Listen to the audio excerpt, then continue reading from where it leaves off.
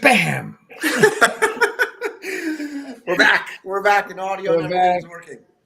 Yes, we got hopefully very limited technical difficulties. We're excited to be back. Um, Greg and I are both dads, so we were just talking about Father's Day. It was a great Father's Day. It was quiet and spending time being present. Really is an important piece of the puzzle. Wouldn't you agree? I would. I would. I think, coming back to some of the simpler things are important. We were chatting a little bit about sort of, hobbies and what we can do, and, nature came up. So, just sharing. And you were sharing a little bit about a message that you recently heard about nature. Yes. So I'll share about what I heard, and then you'll do the deep dive into it. So I was a teaching ancient Kabbalist teacher by the name of the Baal Shem Tov that spent. He was the inventor of the Hasidic movement, so pretty prominent guy. But he loved nature. He was always out in nature, and a lot of his meditations and his stories and his Sadakim, this and that, was always in nature. So this past weekend, I was listening to a lecture at the Torah there, and the teacher Michael Berg was talking about some secrets that he found in some of the Kabbalistic writings about connecting with your unlimited self. And it's one thing to say, let's talk about it, right? But he gave a really good example of how to step into nature, and it's like a two-part connection and meditation. The first part, as he described it, I was like, wow, that is the unlimited, because he spoke about the seas, the oceans.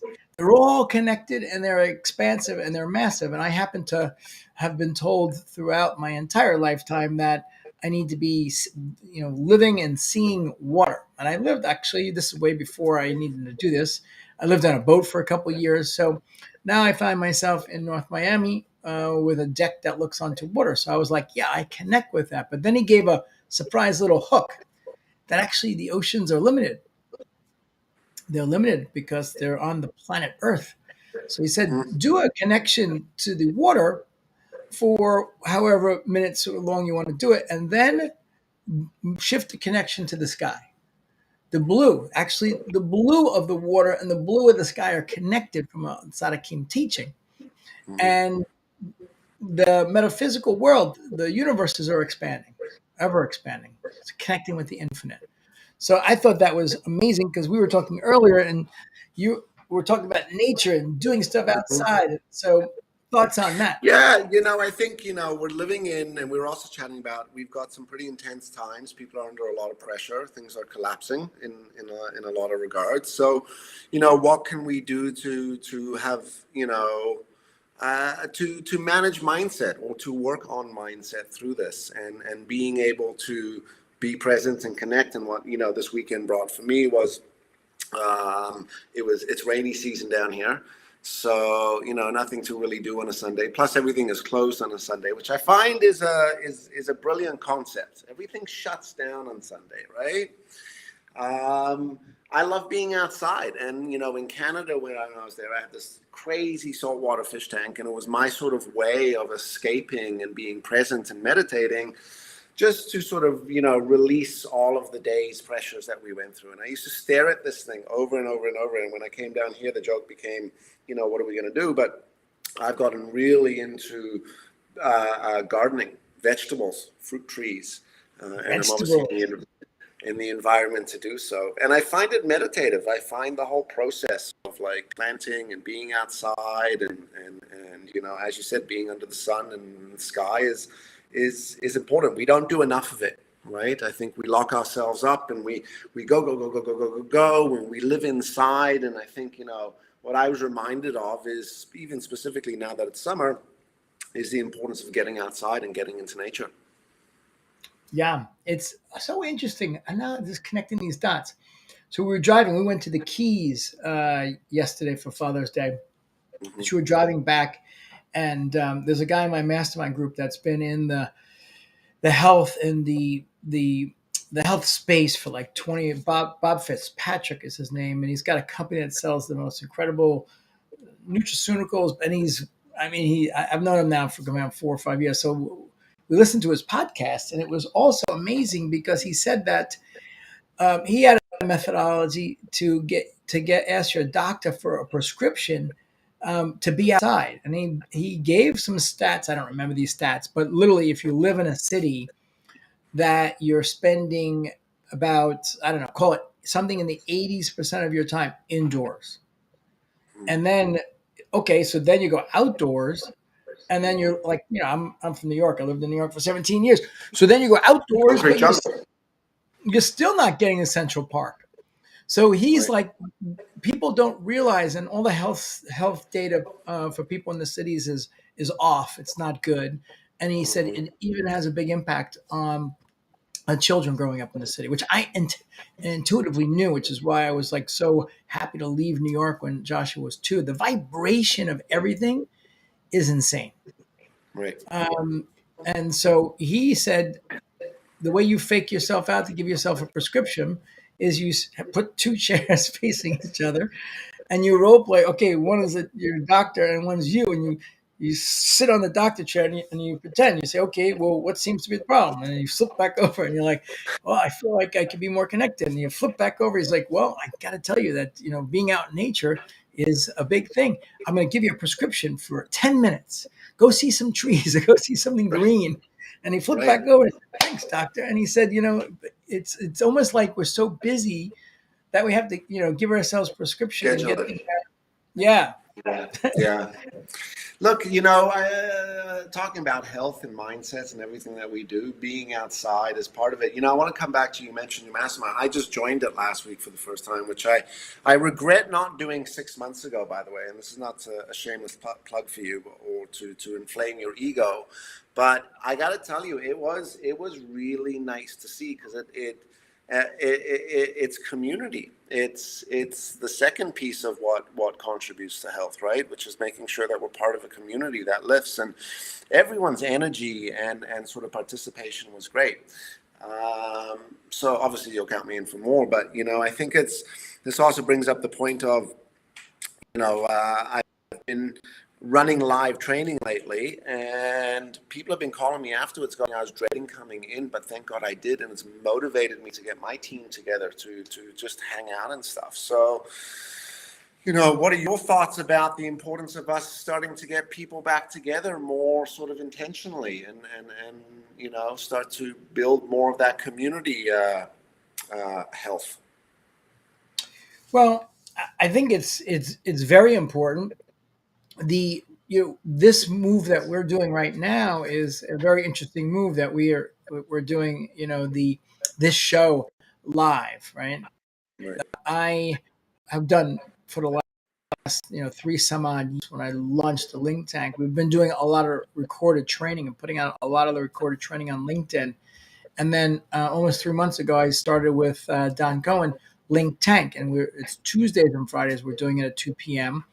and it's it's like anything. You start out like we did last weekend. It's clunky, but here's the thing that you begin to realize is that you give people an opportunity to tune in and get connected. And then what we're looking forward to doing, which I think is going to be the future of everything, and this is why we're doing this show as a stepping stone. You got to get your show down, but Right. on LinkedIn, they're releasing LinkedIn Clubhouse.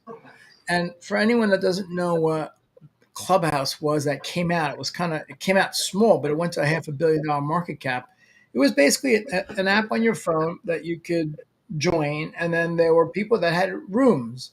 There were either one person or three or four, and then you could join, and then on the app on the phone you would see all these people that were listening, and then the creators of the room, as they were having the event, could pull someone up to interact.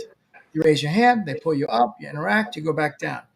So it was pretty fascinating, the Right. story of the software, because I didn't realize, I thought it was a bunch of digital marketing people that just struck Right. luck, but they were engineers backed by like Sequoia, the guy who was the CTO of Uber, but they blew it because all those people that were down here were all made up people saying whoever they were, fake photos, just trying to be impressive to try to sell you some shit. Really? I didn't know that. Yeah, not all of them, but a lot of them. Like the you know, it's a good lesson because mastery is crucial. And we talk about this a lot because we're talking a lot about your business, my business. There's so many ways that you can, from an online perspective, market. Look at Right. all the channels. It's email, it's blogging, it's podcasting, it's social media. I mean, radio, TV. It's unbelievable. And inside of each one of those verticals, there's so many options. And even if you just say, okay, I want a CRM to run my business, there's like 150 of them to choose from. Right. And Right. so I realized that I'm a shiny object chaser. I love technology. But when I started doing the LinkedIn thing, I just said I'm not going to do it because one of the lessons I got from John Asseroff, who was my former business partner, when we launched the company he has now, NeuroGym, in his backyard, is that we had one product to start, and then we launched a second product. And then over the 4 years, we just brought in two other products, and that was it. And he said, you know what? The key is to go, it's not going wide, it's going deep. And I got that. So, with LinkedIn, the Clubhouse came up and I'm like, oh, it's another shiny object. And I got on there for the first time. And out of all those people that were on there, I saw 3 advisors to billionaires on Clubhouse. And I said, first of all, billionaires don't need advisors, number one. And if they had advisors, it wouldn't be that there would happen to be three of them on the same stupid channel talking about nonsense. And Right. I recognize that, it's a fatal flaw that they missed. So with LinkedIn, it's available. And this is coming back to what you said about what we really I think desire is that we'll be able to do this show like we're doing. And at first it's going to be audio based, but we'll have 20 or 50 or 100 or 200 people underneath us, but it's going to be your LinkedIn profile. And Smart. it's legit. And then Super smart. you, yeah, and then you and I can have a conversation like this, and we say, all right, who has an interesting perspective? And then we just push them. And then Right. this is going to be the next wave into community on a live platform, almost like talk show radio, which has been so successful for so many years. That I think is the game changer. Yeah, well, you like Clubhouse from the technology standpoint. Where I think it's absolutely brilliant is the psychology of it, which is people get to eavesdrop on someone else's conversation, right? I mean, think about the concept of once upon a time you said, if I could be a fly on the wall in that meeting, in that conversation, in that decision, like if I was able to sit and be in the backyard where you and your ex-partner, John Ashraf, were coming up with all of this, like what could I have taken out of that just from listening? And it's different than a podcast. The podcast is a little more sort of call it produced versus the live conversation and being able to listen to that. And if you think about it, how many times have we sat around at a table with people and there's one person talking and the other person's adding and there's a bunch of people just listening? So I think a massive part of the success is going to be our innate need, our primitive interest in being able to listen. And that's also why talk radio is so good, right? And still around today, by the way, still around today. Still powerful. Yeah, and if you think about what you just shared, if you're at a dinner table and there's 8 people and the conversation's flowing, if you walk away and you go home that night with your wife and you're like, well, that was really fun and exciting and everyone participated and we learned something from everyone's perspective versus if you go there and there's one person that's just dominating you and you walk home, you go home sometimes even drained, For sure. right?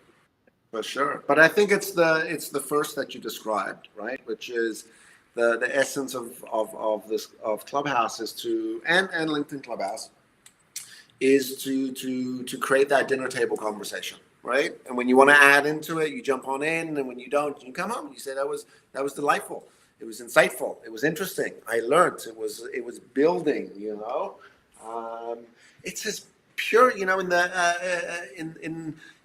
There's this comment: the internet has made us all social butterflies. I think we were always social butterflies, right? I think in some cases, if we mismanage the internet, is it doesn't allow us to get back to that pure dinner table. And there's certain technologies out there like the LinkedIn Clubhouse that really blend both of those worlds quite well. Yeah. And then there's something that I find, I don't know if you've ever been on this platform called Discord. No, what Have you is ever it? been? It's the it's the extreme um, messenger. So if you think about Facebook Messenger or your text messaging or any type of group that you've had where there's hundreds of people in the group that are messaging, Discord, I think originally was set up for all the people that were playing games against each other and sharing, and then all the people were commenting on the games. But what it became popular this last go around was basically all of the Bitcoin digital asset people. And it's crazy because I'm a technologist. I'm older than a 20 somethings. My wife's, older than a 20 somethings as well. We ended up following Gary Vaynerchuk and we got in his Discord. And literally, we keep going back in there independently. And we're like, we can't understand what's going on. There's all these different rooms and it moves so fast. And it's like, the, all you see is this like acceleration of conversations, but I can't figure out how to derive any value from it. There isn't a Well, that's a conversation. little bit. Sounds like a fire hose, right? It's a little too much coming at you. There's only so much we can digest. Yeah, so I think that's the extreme. I know they can handle. I think in Gary Vaynerchuk's community is 300,000 people. Yes. So they went there because there is 300,000 people, but you can't. I don't think. I think it misses the entire point just to jam 300,000 people. It's Correct. so much you create nothing. Correct. Correct. You know, Correct. Correct. and going back to what you were saying about community, uh, I think it's gonna. I think today, coming out of COVID, as we spoke about, it's more important than ever to feel that reconnection because it hasn't been there. Right. But we also spoke about, in times that are difficult, I also think it's very important to be able to speak with people and create community about either, oh my God, I'm getting my ass kicked in my digital assets, or my stocks are down, or, Mm-hmm. um, we're in a tough environment economically. So I think really what we're saying, community is going to be crucial. You should have a trusted, and I think that's the key, a safe group of people that you can um, Lean into. count Let me ask you this question. So, as an entrepreneur, right? Um, um, what advice would you give business leaders, business owners, entrepreneurs, um, as per what's coming up? I mean, let's say we do go into this crazy recession, which we're kind of already, starting to see the fringe of, right? What advice would you give someone in order to successfully navigate these waters coming up? What should they focus on? to. Okay, it's a great question. It's a big ass question. Yeah, I've been I've been down on digital assets, Bitcoin, and all these other. I mean, I own a tiny little bit, just so we're like, I mean, a tiny little bit. It's a tiny little bit, just so we can learn. But to me, what I see is let me let me just backtrack because all these things are coming into my world, so I know there's really something coming up.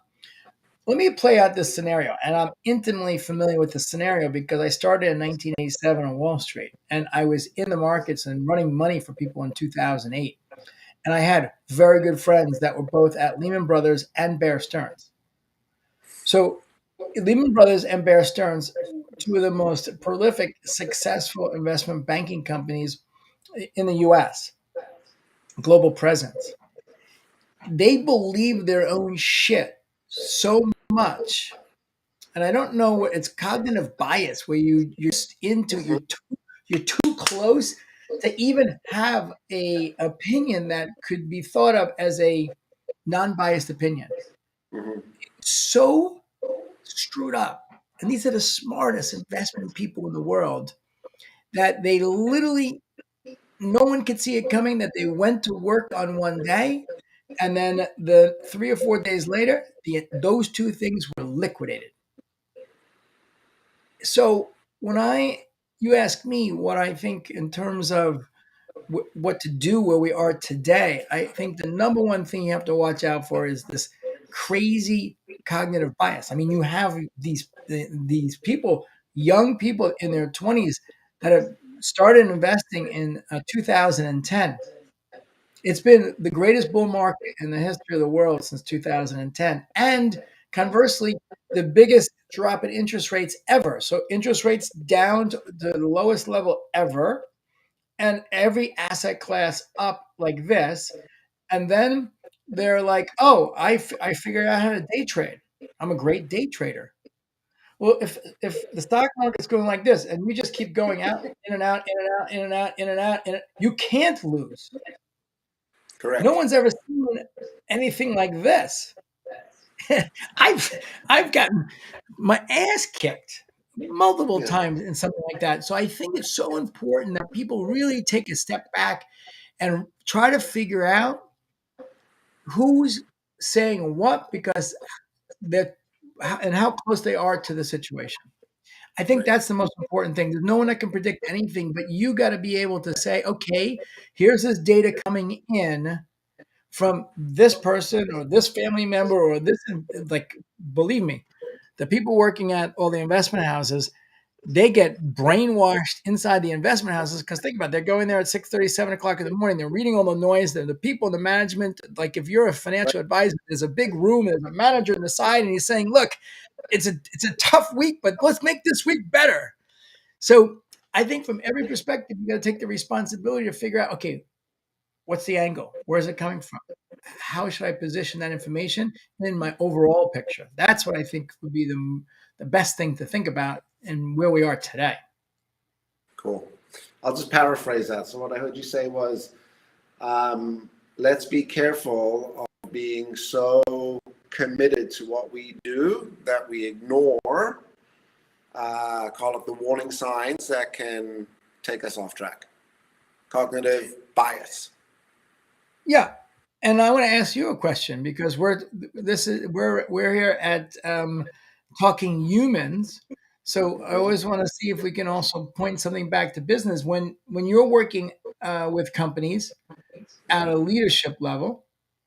Where do you how do you see this also come up, and what are the warning signals, and how do you work with companies to say, hey, let's make sure that Yeah. we're I think I'll answer it more broadly. I think the big topic or the big concern that's crosses my desk from leaders is culture. And very specifically, I think a lot of people are talking about the culture of like, do I have the culture? And culture is sort of a makeup of those attitudes, mindsets, behaviors, actions, right? Um, do we have the right culture to stay the course and to work? I think where companies and leaders are suffering right now is around the people side, getting people's commitment and finding shared values and alignment. And I think very bluntly, being able to have a culture of resilience, right? Resilience, which is going to allow us to keep pushing through. That's going to be the leader's biggest challenge moving forward, is to keep people driving and to keep people moving and to keep people resilient and emotionally stable and filled up and not fatigued. And that's going to require a lot of call it awareness and emotional intelligence from leaders. It really, really, really is. Yeah, and I'll throw something else at you because, leaders have had it easy because when you're a public company or a private company that's funded by VC or private equity and you're throwing stock options at people, you can whitewash your real leadership because Of course. the employees they need to take their own responsibility because they're greedy in a good way. I'm going to work and I get stock options and I can make it big. Look at WeWork. I love that Apple series, Right. and those two I know because they were in my community. But everyone's very upset with the guy because blah blah blah. But like there were a lot of people that there's no guarantee when you take stock options. So the reality is the scenario that we're in today, when you're just saying leadership, it's you from emotional intelligence. You have to get people connected to a mission and values that are just not solely dollars, right? Correct. Correct. You know, I said this in the beginning of the pandemic, which I said, you know, everyone that's done a leadership course and read a book, it's game time, right? So now that like things have really hit the fan, what are you going to do to sort of, to push through? Okay, some of us got it, some of us didn't, right? I think now it's a little bit of the same conversation, which is, if we just got comfortable and secure leading in the way we did over the last couple of years, we drastically have to shift. I mean, in some cases, us leaders, business owners, entrepreneurs need to be a little bit futuristic, a little bit of fortune tellers to say, okay, what can I do to to to build a really strong group right now, right? A really emotionally sound, resilient group. Because that's what we're going to need, a community again, right? Like it comes back to community, which is, the people we're surrounding ourselves with and stuff. And that's the other piece, besides building your group, being part of another group, i.e. the ones that we are part of and, participate in your mastermind, because that's going to be the other side of the coin. I think people is the big message. People, people, people, people, people. Get involved in your community, build your community, put into your community, grow your community, right? Because without that, we're. Am I allowed to swear on this show? Can we curse on LinkedIn? I don't know. we're gonna be s out of luck. That's a good. I don't know if we can. That's a good question. I don't know. We'll find Um, out for next time. that's one of those things we'll find out because the next one will be banned. We'll be in LinkedIn jail. All right. Well, we're at the bottom of the hour, and I love this conversation. It's you know, look what we're faced. You're just my side of wrapping it up. It's 2 years, 2.5 years of COVID, which was from a health standpoint and a monetary standpoint. I mean, my education company got clobbered. And now on the heels of that, it's 2.5 years, and COVID's going up. Like in Israel right now, there's 10,000 cases. There are factors like 1.4, which means it's expanding every day again. So we're not even Mhm. really out of this, and then to layer on now this, it's tough. I think the message is find some really solid people that you can be attached with, learn from, or be part of a group where you are all learning from each other. Mhm. And get your roots strong, right? Get those roots growing out of that group, because that's what's going to weather that wind and that storm, right? Is your roots. Mike, you're a gentleman, a scholar, and a very wise man. But And you got a lot of wits. You got a lot of wits about you, Greg. it could be like a comedian show. Yeah. I love spending time with you. Hopefully, everyone out there does as well.